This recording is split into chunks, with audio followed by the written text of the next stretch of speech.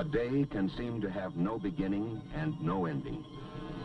It becomes a 25-hour day that blends into the one that came before and the one that is to follow.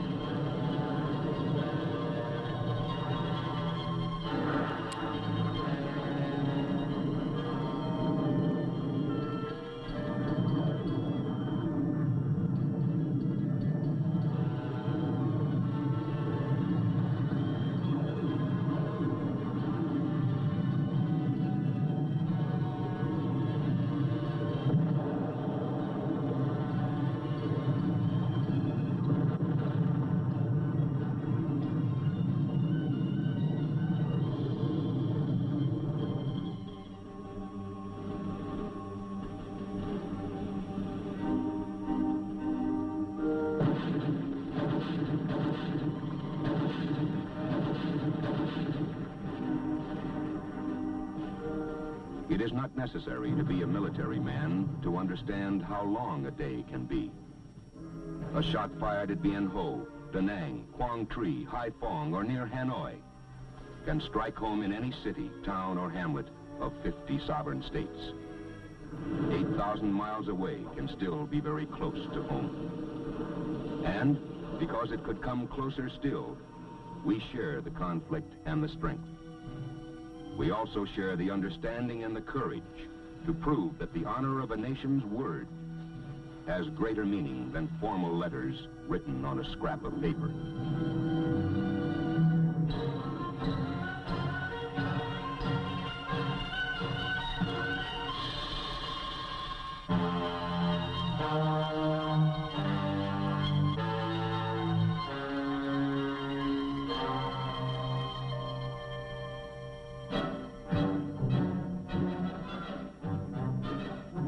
A man with a weapon is, if he is a reasonable man, a man with a purpose. The range of his understanding of his purpose reaches far beyond his line of sight. He knows the big picture. He understands that attempts to intimidate by force must be resisted by force before intimidation becomes a way of international life. And this he also knows. He and the thousands like him, fighting and sweating on the ground, are the spearheads of our Department of Defense total effort, an effort concentrated to help the men on the ground to achieve their purpose and their mission. Above field and jungle, close air support. Help clear the way for the man on the ground.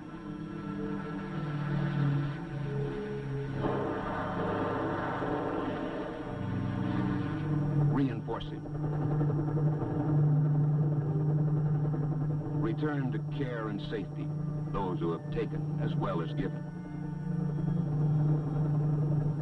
Support those men during the long hours of daylight and the longer hours of darkness.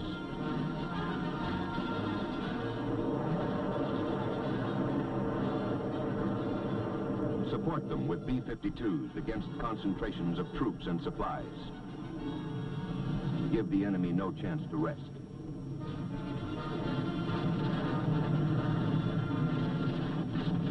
Support them with tactical fighter bombers to keep up the pressure and help destroy our enemy's ability and desire to attack. Support them with hundreds of thousands of tons by airlift. The supplies come through, but there are other lines of supplies that flow the other way along the Ho Chi Minh Trail. It winds down from the north through mountain passes and under the cover of green-top jungles. For North Vietnam, it is the lifeline for their aggression. Along the flank of southern Asia, the coastline of North and South Vietnam takes the form of an elongated S.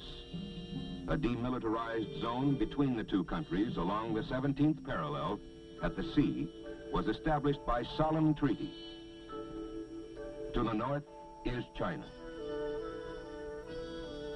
To the west are Laos, Cambodia, Thailand, Burma, India, and Pakistan. Moving down from the north, men, oil, machines, the tools of war, are fed along the Ho Chi Minh Trail to bolster the aggression in the south. They move by night over the narrow roads, through mountain passes, and along trails hidden by the jungle foliage. Trucks and pack-laden coolies by the tens of thousands. Usually, by day, they remain hidden in the jungle, to venture out again at nightfall, to carry their lethal burdens along their narrow lifeline of aggression. That lifeline must be severed. When it is repaired, as it always is, it must be severed again.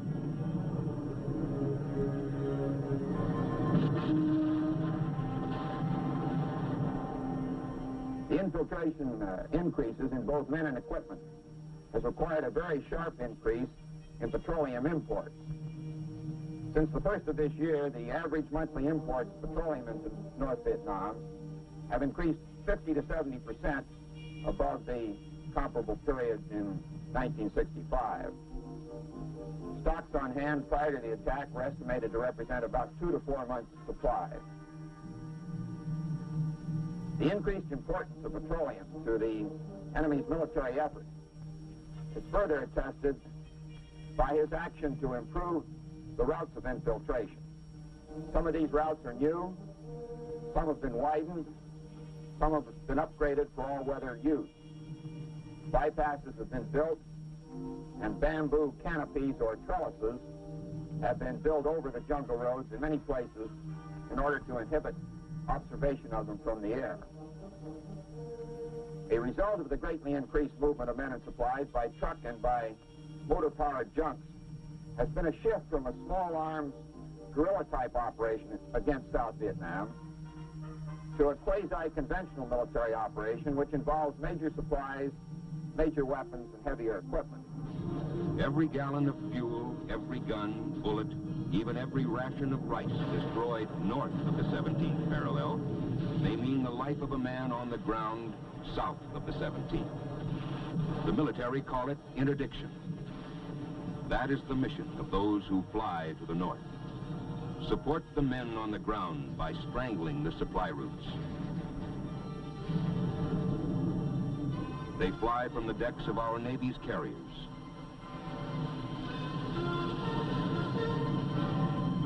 They fly from the surface of the land, the supersonic weapons of our Air Force's tactical fighters. They turn their noses north, north toward Mugia Pass, toward the fuel storage areas near Hanoi, north to interdict the trains carrying in supplies. The pilots do the flying. The ground crews keep them flying. It's an around-the-clock operation. Fly the mission, maintain the aircraft, repair the battle damage so that the next mission can be flown. No one counts the hours in a day. They keep close track of the months and weeks that they have left to sweat out to complete their 12-month tour of duty. But they don't count the hours in a day. All activity is monitored in aircraft vehicle control. Each operation is on a fixed time schedule. Often planes have to fly on paper before they can fly on missions. Nobody's job is easy, but then nobody ever said it would be. Every so often fellows will ask, why me? Why should I be here? One way or another, they have to find the answer for themselves.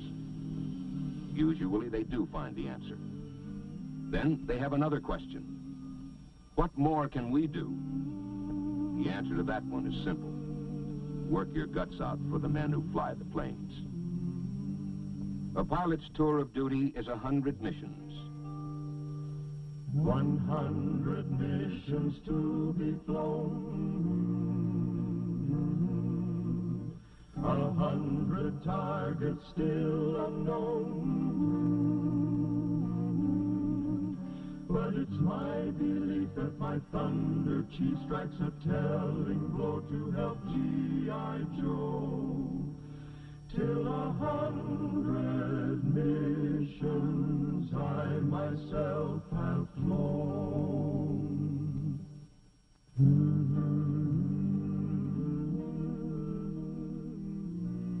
For the pilots, a day can start at 2:30 a.m. or earlier, or any time. Somebody's son, somebody's father, maybe everybody's hope. Never before has air war demanded such degrees of judgment and responsible self-discipline. In mission briefing at tactical operations, information pinpoints refueling tanker locations and gives us our ordnance configurations. We'll get call signs and radio frequencies to use for the F-4Cs, and our own F-105s will be flying cover against possible MiG attack. Wing intelligence will have photos of our target area and what to expect in way of defenses. The anti-aircraft and small arms fire are heavy. Worse for us than the surface-to-air missiles, the SAMs, and they're bad enough. But destroying our targets will help cut the flow of supplies toward the south. Furthermore, the daily tonnage of supplies moved overland from North Vietnam into South Vietnam has increased about 150% in the past year, and the infiltration of armed personnel has increased about 120% during the same period. Before we suit up for a strike, each flight leader briefs his own flight. There are 4 in a flight, plus 1 extra, a spare, in case one of the 4 can't take off due to an aircraft mechanical problem. Our flight leader details our entry into the target area, and then our tactics for getting the heck out of there. We listen because we respect him, because he'll be leading the way in. 5 men in a small briefing room. Many groups of 5 in many small rooms. For maybe the minute and a half they'll be over the target area. They'll spend hours of flight planning and briefing.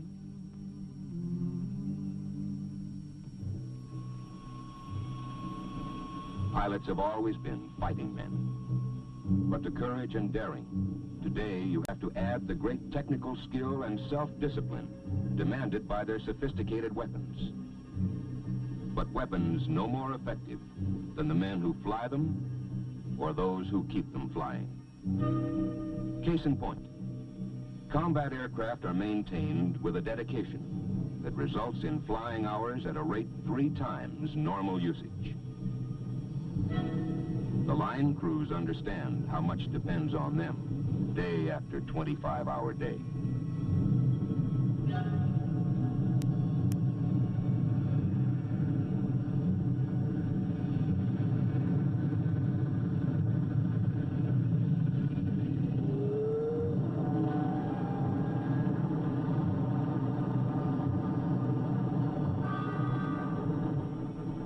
Normally, the spare is a very decent fellow.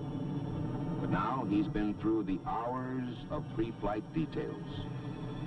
He can't help but hope that one of the other aircraft will show up with a minor hydraulic leak or a cut tire. Sometimes that happens, but not today.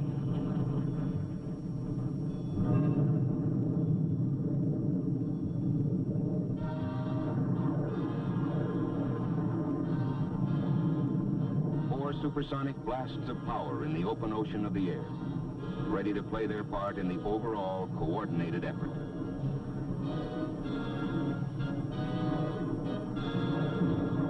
There are other flights in the sky. The F-4Cs are en route. At the same moment in time, the big choppers, affectionately known as the Jolly Greens, are on their way with A-1Es for their protective escort. Their object is to stay as close as possible to the target area, so that if a pilot in one of the attack planes has to hit the parachute, then they can move in to pick him up. If there's enemy ground fire, those A-1Es dive in to keep the enemy's heads down.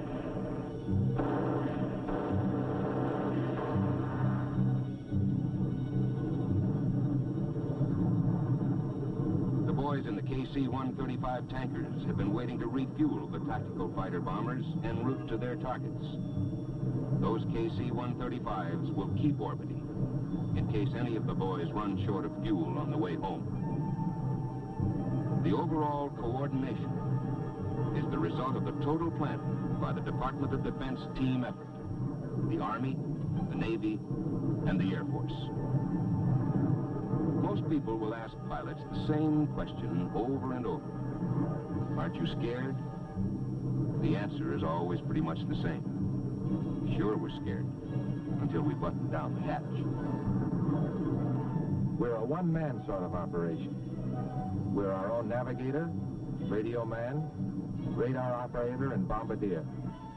Getting into the target, we have to take evasive action. Then it's pop up, dive in, drop the bombs, and get the heck out of there. You watch your fuel. You go over in your mind what the intelligence boys will want to know about the results. At the target, the ground defenses, all the details. You might be scared when you start, but after that, you just don't have the time.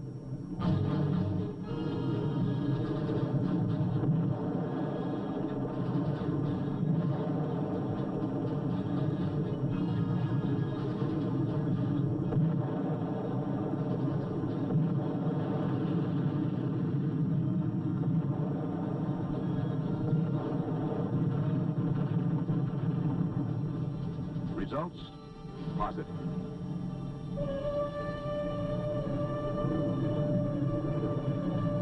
The cockpit is a pilot's office. Management of that office must be as precise and efficient as the complex instruments with which it is equipped. One flight of many flights. And there isn't a combat pilot who doesn't know it. Every bullet, every gallon of oil, every mortar stopped north of that 17th parallel can mean the life of 1 man, 10 men, 100 men south of that parallel.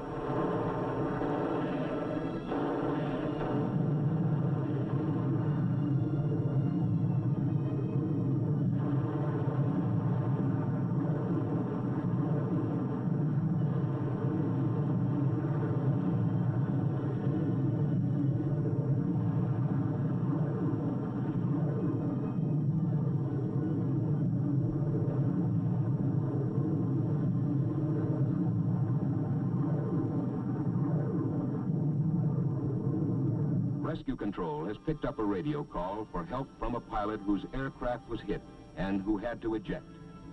He has contacted the Jolly Greens and given them a fix on the downed pilot's approximate position.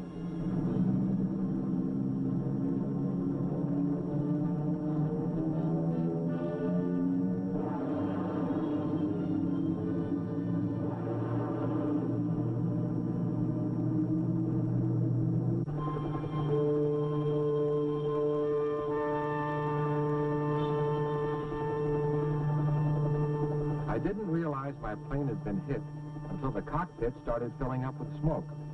I punched out. When that parachute blossomed, I took a long, deep breath. Then I landed in the trees, and I don't really remember how I managed to climb down to the ground. I let out a shout for help on my radio, then scrambled up the hill to get as close to the top as I could.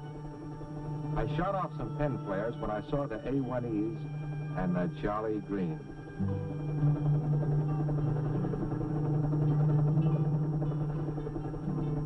It's hard to put into words exactly how I felt when I knew the Jolly Green was going to get me out. Let's just say I prayed a little, on my own account, and for those guys of search and air rescue.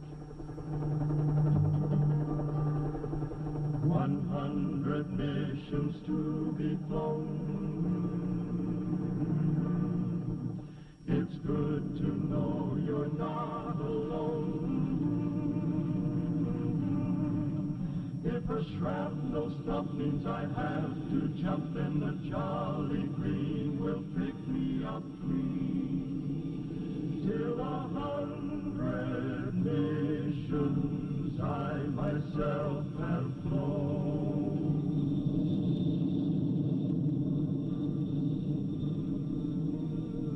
One flight's mission has been completed, but the long day's work is far from over. First will come the detailed intelligence debriefing at Tactical Operations Center. After the official debriefing, flight leaders hold a session for critiquing their flight's performance as a unit and as individuals. Was there a delay in acquiring the target? Did one of the men press too low? Did they regroup promptly after hitting the target? Was element integrity maintained? You can never stop learning. You might get away with an error in judgment one day. Tomorrow, you may not be as lucky. One flight of many flights. But operations continue around the clock. For the ground crews, it's 12 hours or more a day, 6 days or more a week. It could be drudgery if every man on the ground didn't know and understand that they are the ones who make it possible for those who fly to complete their missions. It's about 13:30 hours now, 1:30 in the afternoon of a day like every other day. Another flight takes off on another mission.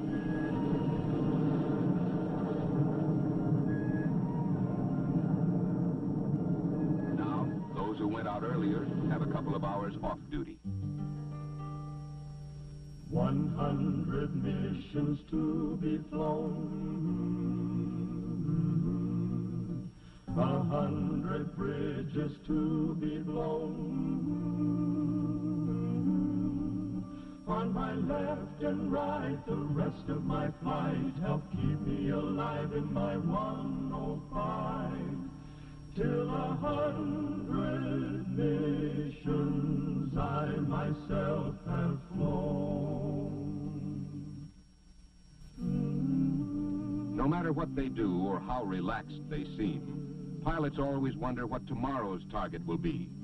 A milk run or a tough one? The answer comes at about 1800 hours, when flight planning for the next morning's strike starts. Usually, flight planning takes 2 or 3 hours. On a new, tough target, that time can easily be doubled. A fragmentary order, FRAG for short, comes to the Wing Tactical Operations Center and is the small part of the overall order that relates to the fighter wings. The orders come down from DOD and the Joint Chiefs of Staff. Then, at wing level, they are broken down and missions assigned to the squadrons. There are many frags that make up a day's total coordinated effort. We believe this essential to help safeguard the freedom of South Vietnam and to save the lives of those South Vietnamese, Americans, Australians, New Zealanders, and Koreans who are fighting to ensure that freedom. The aircraft our pilots fly are compact, highly maneuverable machines. They have the inherent speed and versatility to be effective in air-to-air or air-to-ground combat. But they are only machines. They must be maintained. The record of keeping flying hours at a rate 3 times normal use speaks loudly and clearly for the kind of men who work with their hearts as well as with their minds and hands.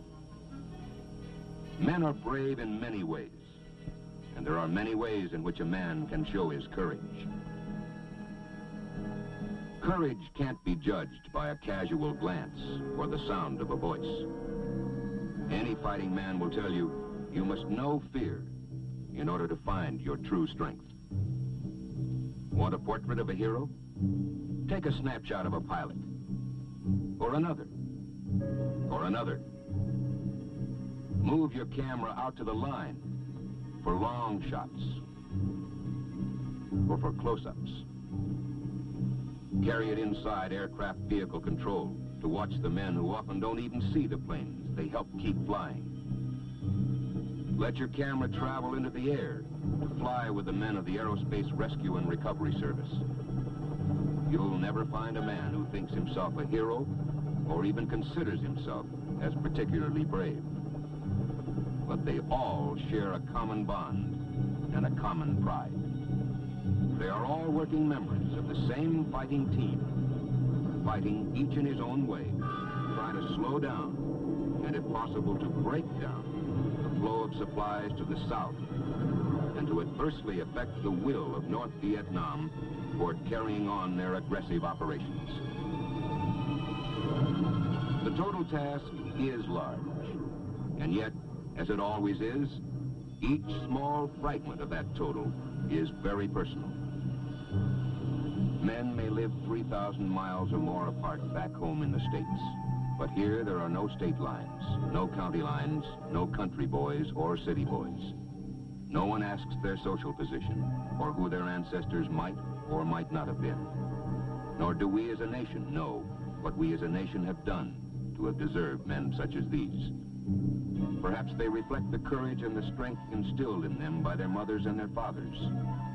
Perhaps it is the heritage of men who came before, men who stood at Concord Bridge, men who walked through Chateau Thierry, through the Ardennes Forest, and the undergrowth of Guadalcanal and Iwo Jima. Men who ranged the skies over Pacific atolls and over Africa and Europe, half a world away. We do not know what we have done to produce men such as these, but we do know these are our men, our fathers, our sons, our brothers. It is only right that not only should we be proud of them, we can be proud of them.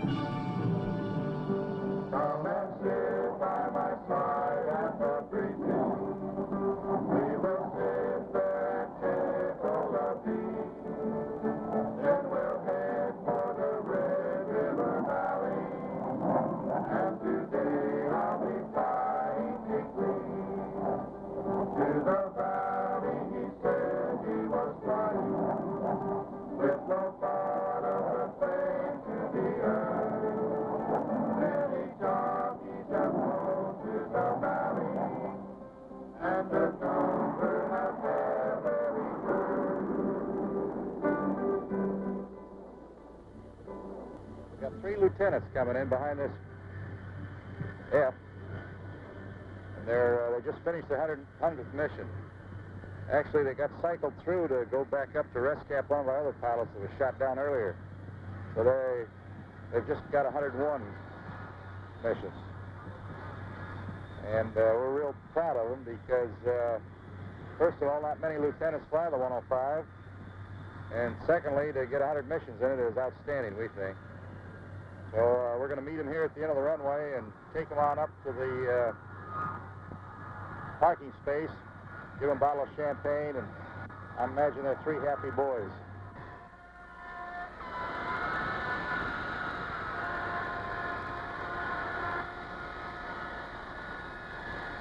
When all is said and done, you really cannot adequately relate a war. War is too potent, too personal. War is living and laughing and crying and dying.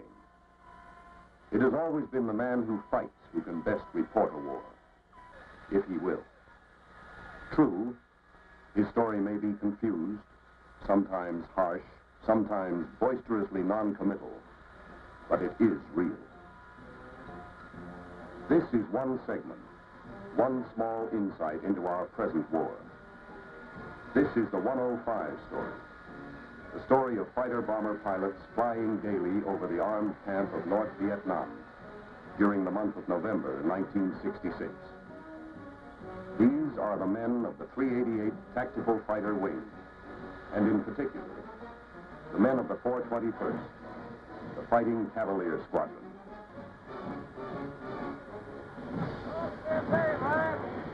He says, well, what are they doing? He says, well, how do I tell if they're friendly? He says, well, if they come up with their hands over their heads, they'll be friendly. He says, no, one of these guys has got a gun. The guy said, well, how far are you from them? He said, well, they're standing right here by me. And he said, well, it must be friendly. How's it feel to have 100? Well, I thought I was going to kill myself on this, so you want to know the truth. Jeez. FOD.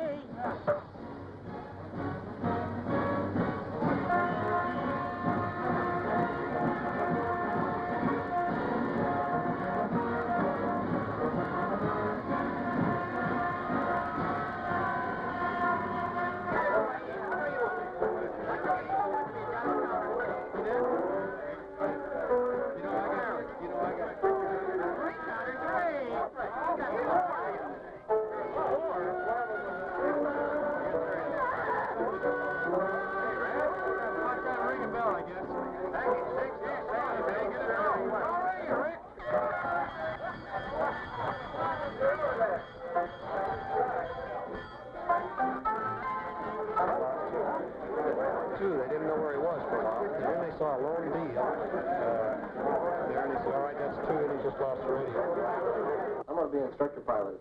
Where? T-38, Williams Air Force Base, Arizona.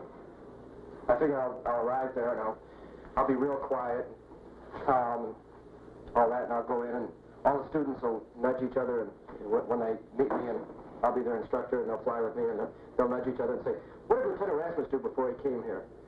And it'll be all quiet, no one will know until finally there'll be graduation, and we'll show up in mess dress, and there I'll be with my air medals and my DFCs and my Silver Star and my Commendation Medal and my Vietnam Service Medal and all this stuff all the way across. And I'll walk in with a slight limp, and they'll say, "Tell me about it." And I'll say, "Oh, it was nothing. It was nothing." But then for a week after, every time I crawl in the airplane, as I get in, I'll pull my leg in and I'll wince a little, and I'll say, "What is it?" And I'll say, "Oh, it's just an old war injury." 45, 44. Right, 45, 44, 14. How'd the mission go? Pretty good? Yeah, good. Good. How many is that? Well, it's 42, 43 now. Okay. Major height. One mission, one counter, one for the month. Finally made the board. 99 hard ones to go. Before you do this afternoon, I got to put them on for my hand for number 90. Don't worry about it.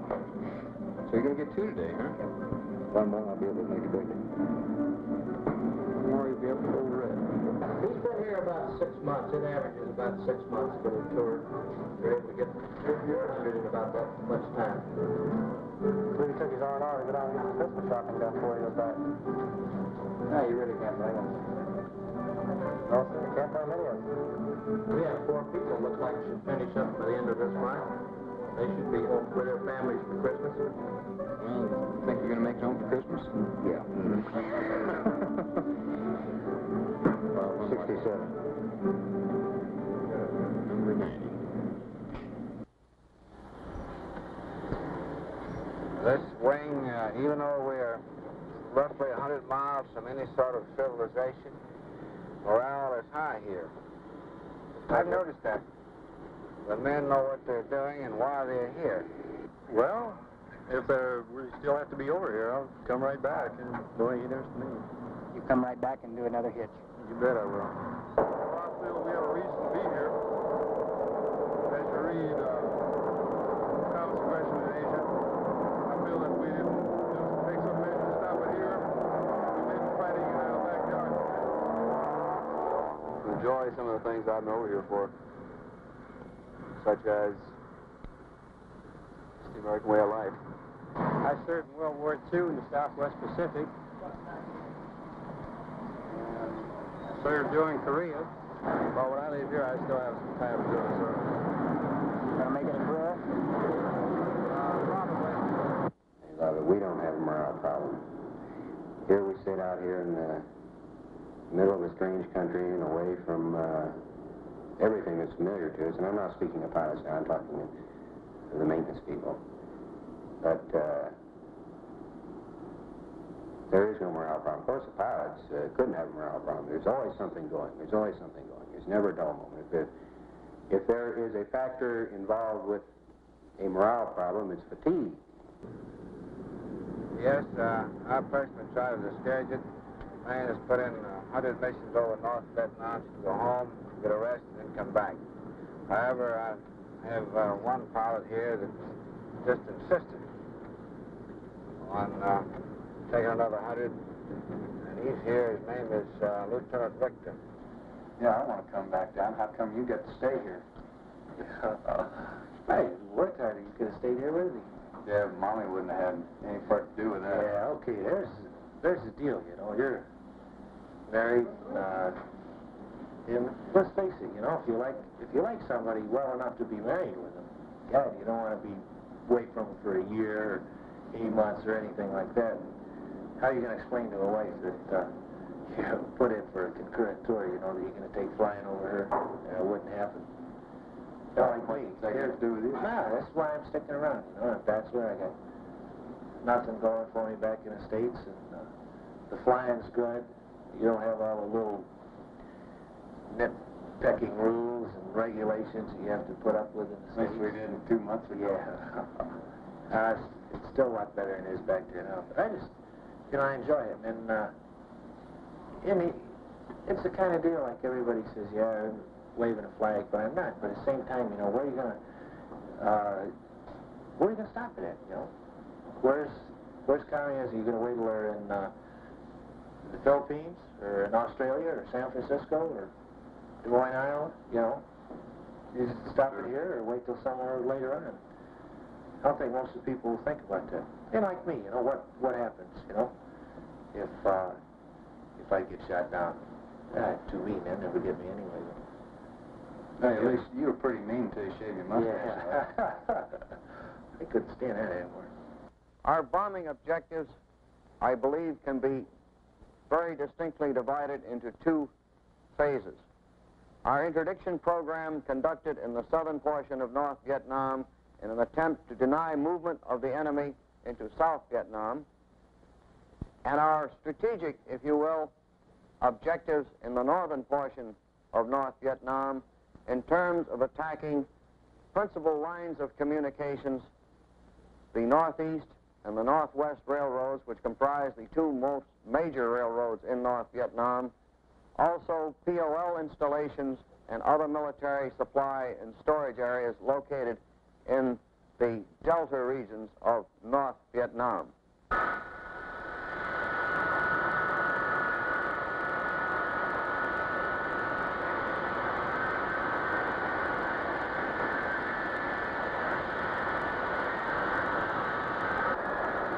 I just spared this flight here that's getting ready to big angle to take off. We've got over 50 airplanes involved in this strike force, and it was going to be a big raid up near the Hanoi area, but the weather's bad. Now they're going to various other areas. A spares job, for every 4 airplanes we launch one spare off the end of the runway. In case one of the airplanes that we're having trouble with, they can fill in any 4 position, any one of the 4 positions. He's usually a leader, so in case the leader aborts, he can fill in that spot. You can see this flight taking off now, and the airplane standing by is the spare. He'll be coming back up like me probably pretty soon. Spare is not a bad job because you do launch quite a bit of the time.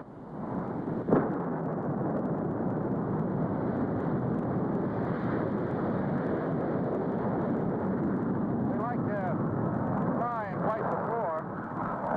That's why we have a spare out there, because if we didn't, we'd never get another airplane up in time.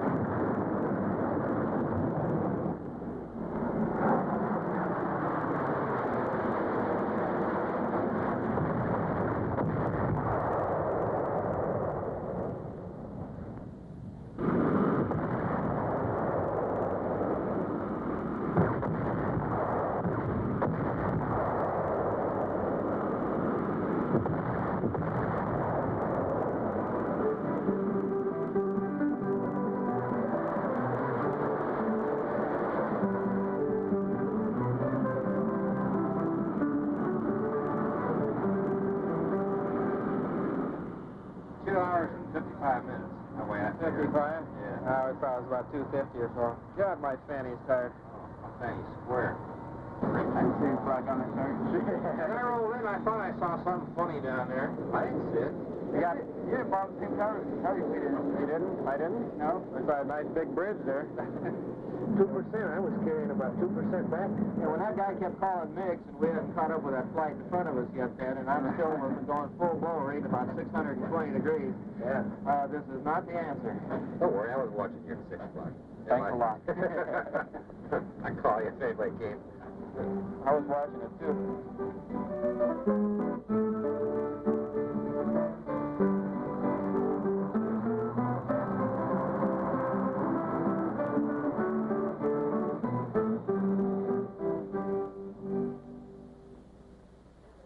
Well, that's when I was on my run, that's where I saw all the sparking coming from. All the bright flashes were coming from right around where you got your bumps.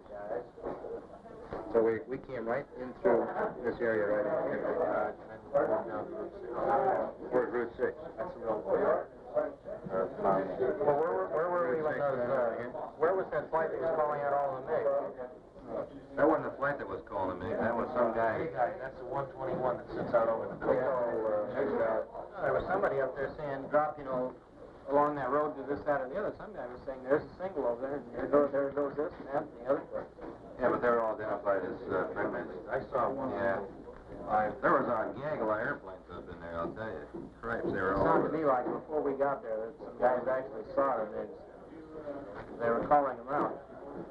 We have 4 squadrons in it. They are all located up here in the, I'll call the quadrangle. The 469th here on your right, Fighting Bulls.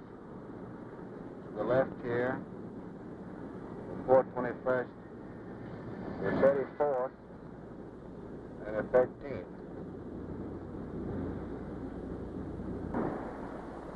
Spot 26, aircraft 148 marks the beginning of the 421st Tactical Fighter Squadron area, which I spend most of my time. They have 20 aircraft assigned to the outfit. As you can see, they're all painted up in different ways. The primary identification feature is the red GCA deflector on the nose gear strut.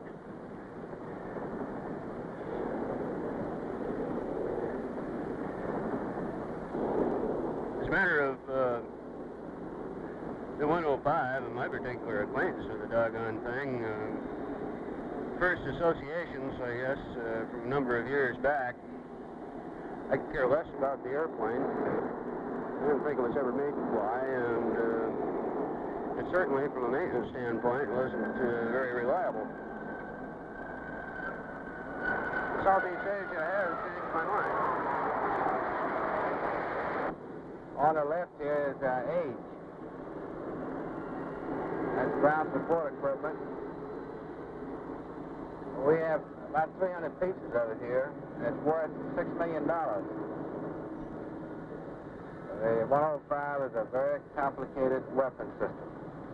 It's got radar, gun sights, electronics, all sorts of complicated electronic equipment in it. And this equipment here supports the operation of the 105. This is thinking back at the complication of this weapon system. You like to know that it takes 40 man-hours of maintenance people to support 1 hour of this airplane in the air. That's how complicated it is. However, it's the best airplane in the Air Force over here today to do the job.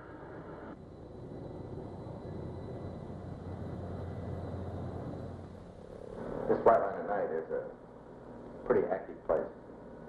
There's more work done at night, actually, than there is in the daytime. The daytime is completely taken off with launching and recovering airplanes. We don't have much time for anything else. Of course, there's a turnaround. There's a lot of bomb loading for the second go around noon, but nothing like at night. You put it on one airplane, it doesn't come in commission, you have to take it off and put it on another one. It's pretty frustrating. They get it done somehow. I don't know how, but they do. We have a remarkable delivery rate here. I can't remember the last time I got a maintenance non-delivery. We're always getting up. They do a real bang-up job, matter of fact.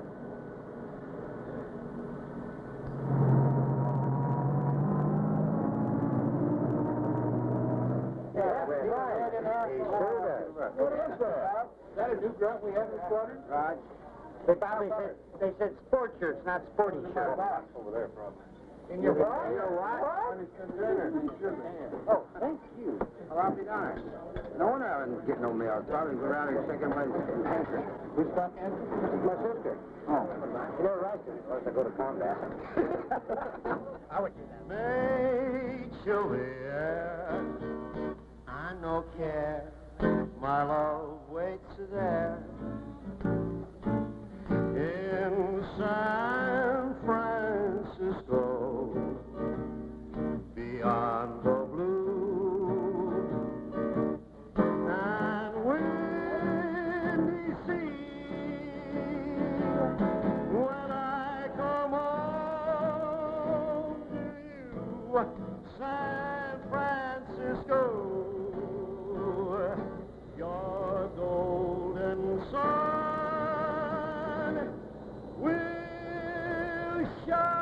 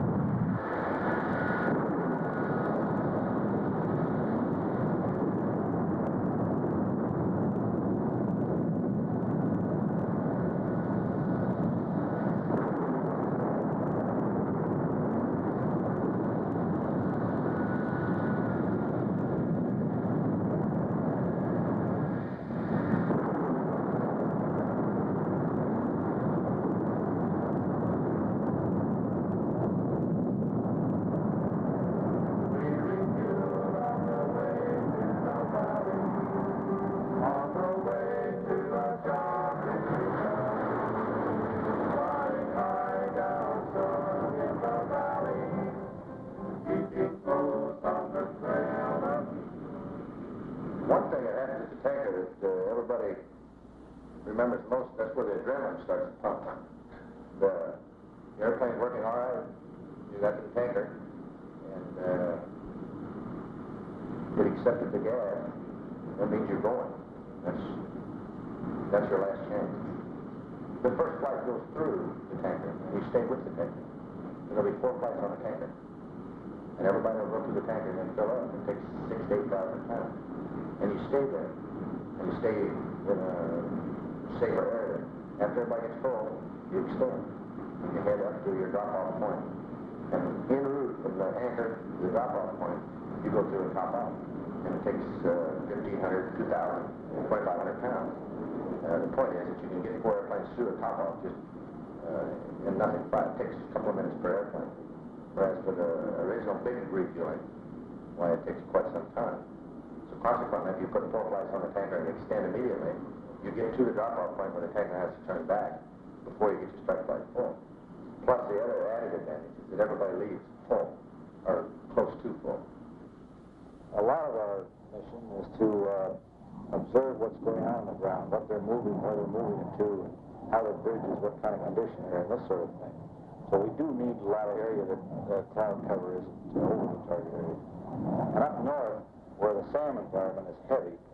can't operate in say around cumulus buildups where you're going around the clouds because the SAM will come right straight through them and hit you.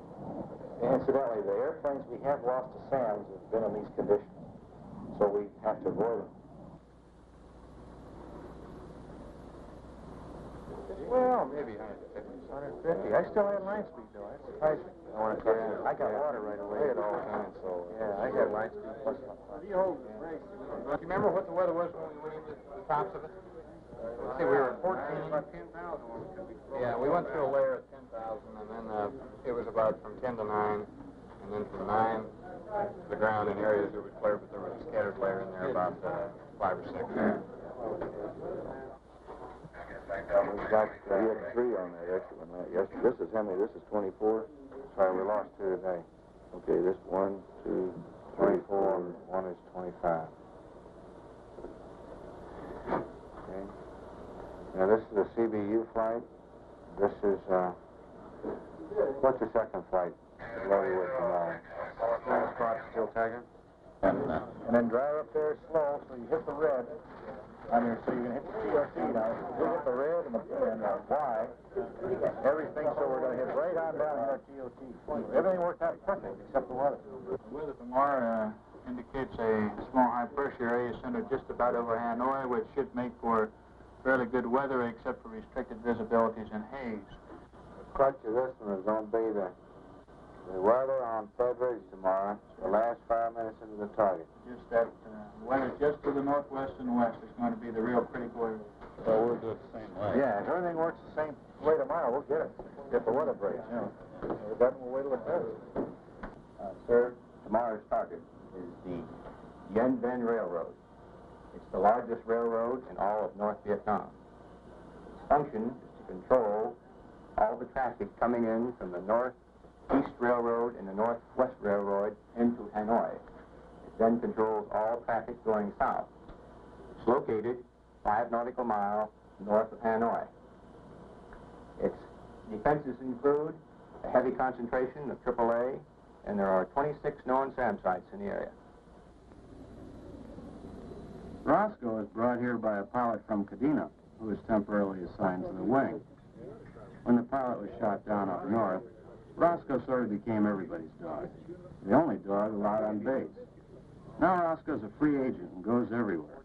Sort of a tramp with a big heart. But lots of guys, for instance, don't feel right unless he's sitting there in a commander's chair during the mission briefing. They say if he sleeps, it's going to be an easy mission. If his ears perk up, watch out. The winds there from the surface to 5,000 feet along the coast are going to run about 25 knots out of the northeast. Did have an aircraft report right over the mountain there, he said this morning, just about at Magia Pass at 5,000 feet, he had a wind of 030 at 40 knots. Nobody dares say anything against the 105. And then you hear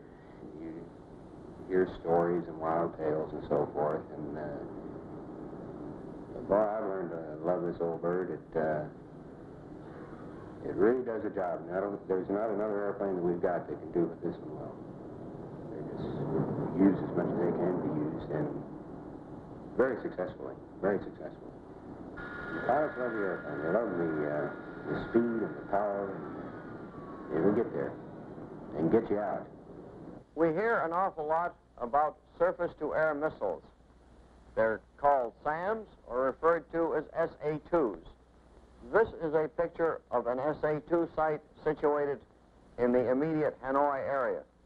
A close-up of this particular target would look something like this. Very clearly, you can observe the presence of SA-2 missiles. And in this area, we find the radar van which controls the firing of the missiles and also tracks the aircraft along with providing guidance to the SA-2 missiles. Our pilots are constantly faced in flying into North Vietnam with missile firings along with extremely heavy anti-aircraft. I kind of call it the dry throat mission myself. Usually I come outbound from the target and I'm just kind of sucking that water bottle dry throat. Well, the only thing I can really say about the Hanoi area is about the time you start coming off the tanker on the way up there, you begin getting butterflies in your stomach, naturally, and then you begin settling down to the task at hand of navigating and finding your way up there, and then once you arrive in the area, you're generally pretty busy, and although at times you're pretty scared when you have to roll in on something up there, especially when you look down and you see nothing but a black cloud or a white cloud down below you. It's about as scary a mission as I've ever been on. I think it tries you to just about the maximum on the missions. If you can get between a ridge between you and that radar site, they can't guide a missile at you. It's just when you get down in the Delta in the flatlands, that 30-mile ring around the city of Hanoi is a bear. Because it's flat, you have no protection, and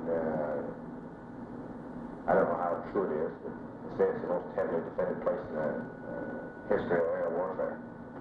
I've been there and I believe it. Everybody wear your black belts today, guys. Doesn't have one. Draw flag? Well, that warns it off. Everybody wear your flak magnets. How come no matter how much I rush, I'm always the last guy? You don't want to go. Shows some kind of reluctance. There ain't no way. There ain't no way. You got those flags you're going to tie between the wings, or one on each? Yes, sir. We're going to put watch in the morning now. Now, first of all, we have in our vest is the radio, which is the most important item we have. Our second item, I would say, is flares. The third is your weapon. You have the compass and the mirror for signaling and find direction. The most important one, upon bailout, is the beeper. I hear yours, too. Yeah. Who did that? How many bombs we got? Oh, yeah, we must have 24 or 30 bombs, haven't we?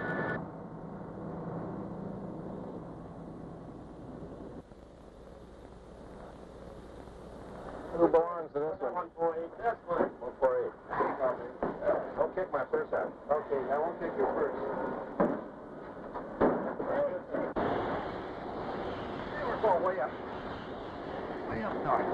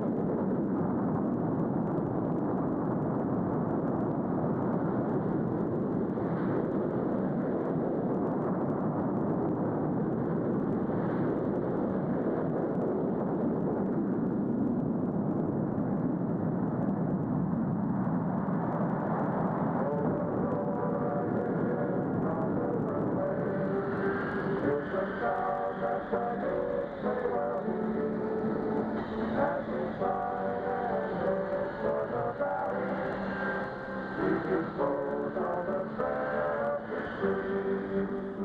Oh, we're flying high to the valley, on the way to a job to be done. Flying high down sun in the valley, keeping close on the trail of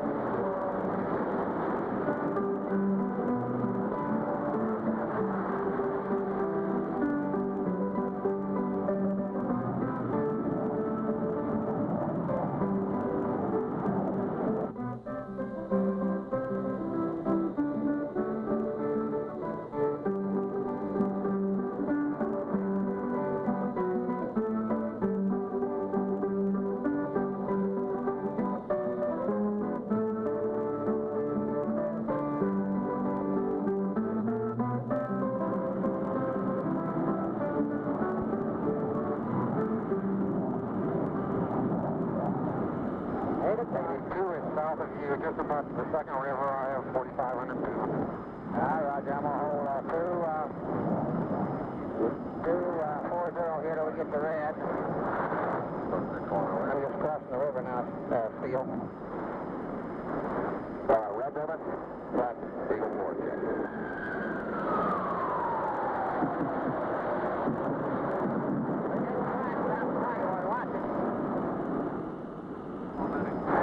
A lot of flag guys off that purple side. Speed's off right. Automatic weapon training here, Steel, I have no contact. This is Lee. I'm about 35 miles from our turn point. Roger, so am I. Okay, Steel Lee's going to start a left turn and come over here just a little bit. We're getting a little action right below me. Yeah, so we get close to the turn point. Roger, I'm turning right now. Steel. Yeah. Going at 5. And we got a bogey low at 2. Who was that for, Eagle? Well, there's a right something. I think it's going to make this way heavy right side.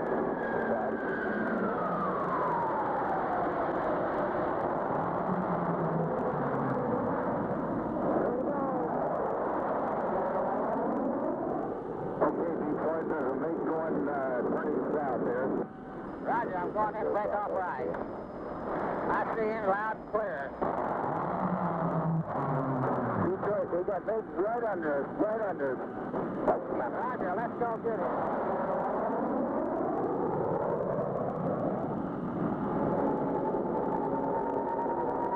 Roger, I'm right over the target right now. I got a couple green right in front of him.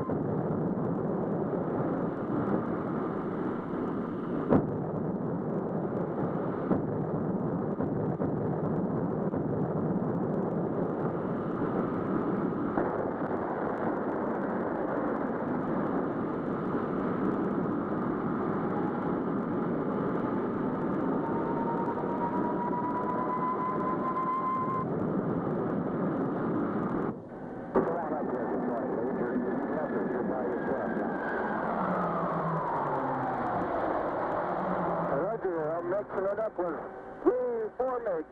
Okay, I'll be back. Let's go back, Detroit. Banjo, the 2 stringers look like 105s out at 9 o'clock high, no sweat. Okay, this is Banjo's got a contact down in the target area. Pull up about 10 degrees and try to point. Let me see. Get me lined up. Okay, keep pointing left. Okay. A little out now, he's down. He's pumped. He's going to get strong in a minute. Okay, I got him. He's going to 11.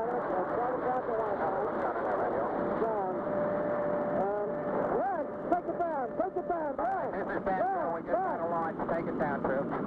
Which way now, then? 11 o'clock, yeah. So get the launch, 11 o'clock. We can take it down. Roger, Badger, take it down. We got a launch. I see them coming off the pad at 12 o'clock. I think we're all right for the time being. That looks good. Okay, good flight. Let's get out of here to the southwest. Give me your direction and altitude. Roger, I'm going 240, right on the deck. Oh, tonight and so far they'll be singing. In the States it had always been fun. And we'll sail from fields of the nation. And we'll dream to old sea number one.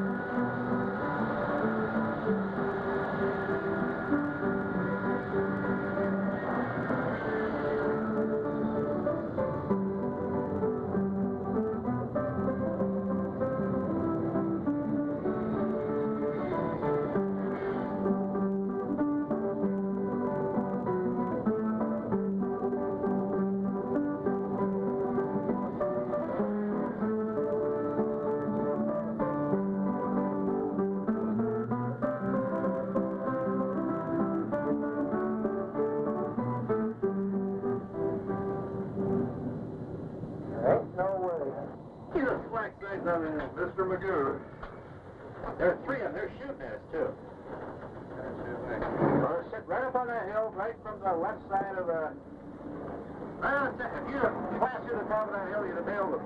You know, when you said let them go, I just pushed, and then I looked out for it, and I said, oh, gee, that was too high. It was around 6,500 tapes, and I had 55 or something set on the tapes. I think I was shorter than hell. Well, I didn't mean go ahead and push. I meant, you know, you just take that hill on your left right there and hit that one. All right. So, oh, there's another one out of the way. Got another one, that's it. Indeed. 51. 51. You know, part of the problem is everybody sits around and they go up and they hit this old fuel oil dump and that fuel oil dump. Everybody wants to hit a good target. Oh, that's the only thing you're here. That's right. But, so a guy walks in, he says, well, I just got here, put me on that, you know. And the guy says, look, I've been up there 6 times and haven't hit it because there's nothing to hit. Now I got a chance to hit. How about letting me go? And who's going to win the argument? Yeah. Well, you got to give him a shot at it. Well, that's right. We've been very successful here in taking pilots from SAC, ADC, Training Command, as long as they go through one of the tactical schools, and one of the 105 schools in Attack Air Command, back in the States and receive roughly 70 hours in the 105. They do a good job here. Of course, we don't start them out as flight leaders. They start either in the number 2 or 4 position, and they set their own rate of progress. Well, how'd it feel? It's quite a flight. Yeah, well, after not flying for a couple months, you ought to feel good. Ed, we talk about it a little bit? Sure. Did you understand what we were trying to do when he was doing the recce? How he was going back and forth on the road and I was staying inside? That wasn't really what I was doing. He was too close.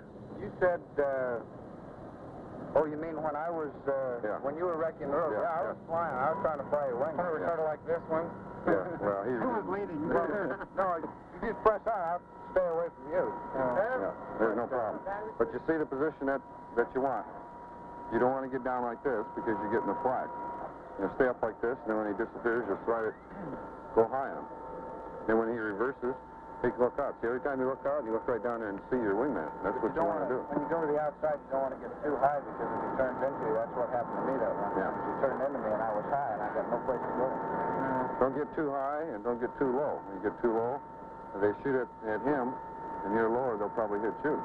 But at the same time, if you get too high, if he turns into you, just like Ed says, you get it blocked out. I've told you how complicated the weapon system is, so that it only can be effectively operated and utilized against the enemy by two professionals. And our pilots are professional pilots.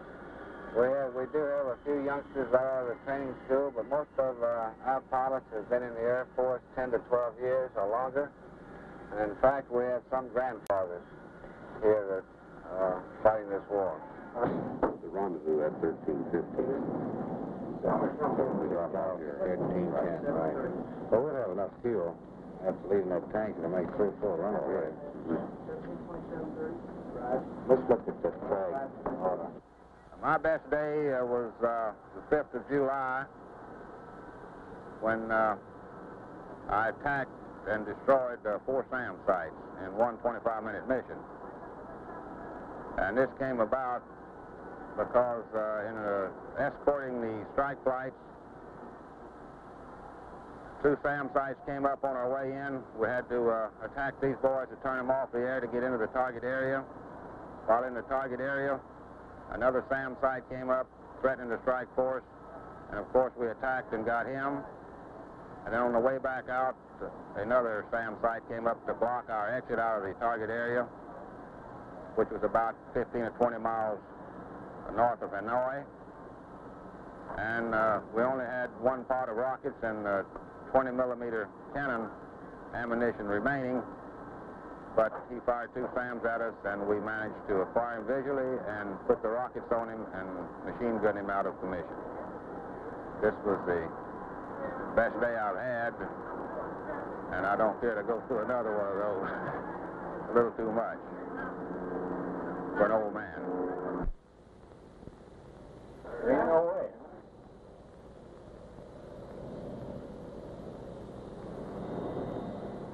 I've come up with one thing that, in my own mind, makes the Air Force a good organization, and was one of the reasons I stayed in it after I got into fighters, and that's the people that are in it.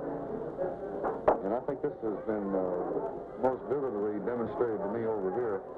I don't think you can get more diversified type of an organization, people of diversified backgrounds.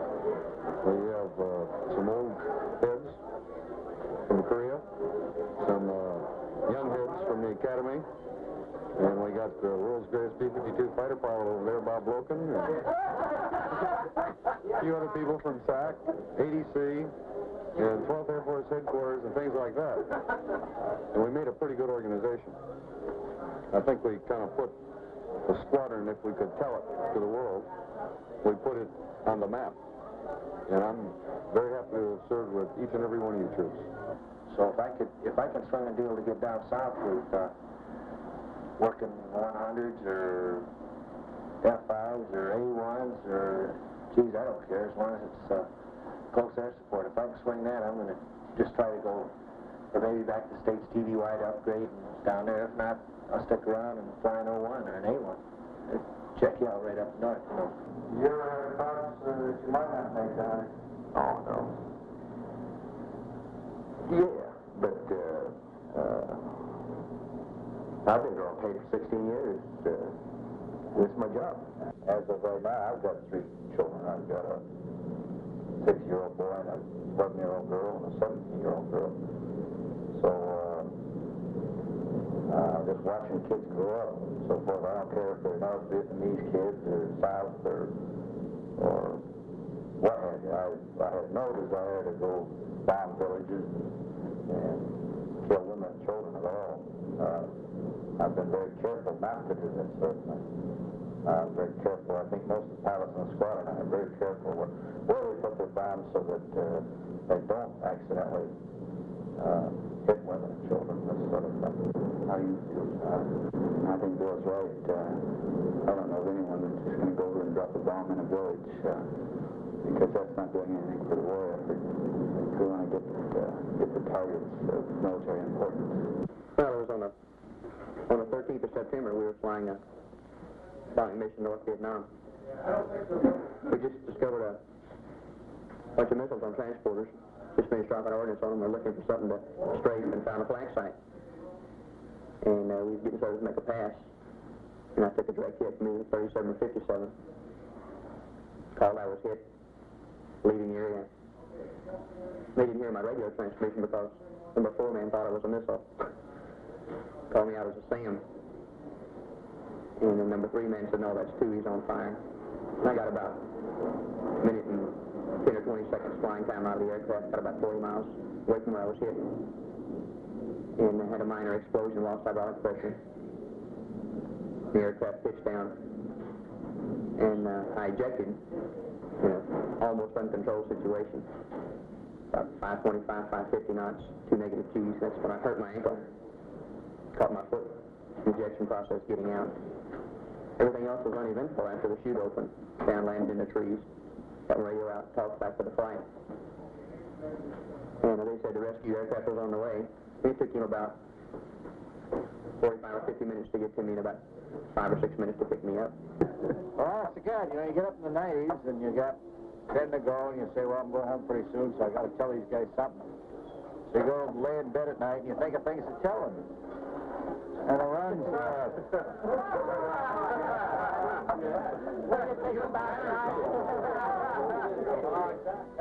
wait a minute. I'm about to tell you guys something right now. This is my speech, and I don't need any help. Incidentally, I have a 3-hour speech prepared. Forget it. Something I'm damn proud to have, besides working with all you guys and with your names here. I don't really need this picture frame with the...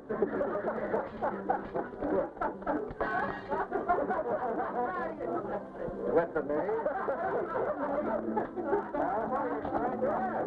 I'm going to remember you guys.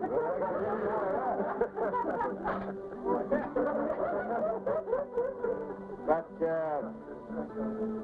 no, I remember you, because those are the guys you remember, the guys you fought with.